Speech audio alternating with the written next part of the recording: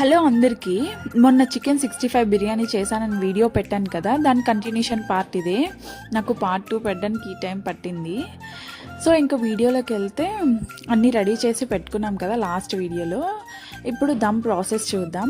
Oil heat అయిన తర్వాత whole garam masala వేసి అది కొంచెం కుక్ అయిన తర్వాత ఆనియన్స్, అది కూడా కొంచెం కుక్ అయిన తర్వాత గ్రీన్ చిల్లీ, కరివేపాకు, కొత్తిమీర, పుదీనా యాడ్ చేసుకోవాలి. అది కూడా కుక్ అయిన తర్వాత మనం ముందుగా చేసుకున్న చికెన్ 65 పీసెస్ని యాడ్ చేసుకొని కొంచెం బాగా కుక్ అయిన తర్వాత కొంచెం సైడ్కి తీసుకొని ఒక లేయర్ యాడ్ చేసుకోవాలి.